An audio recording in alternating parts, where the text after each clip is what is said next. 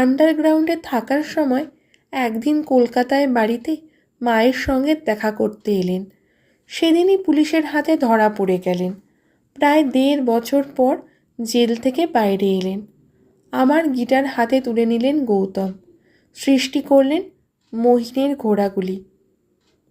আজ তার অকাল প্রয়াণ দিবস।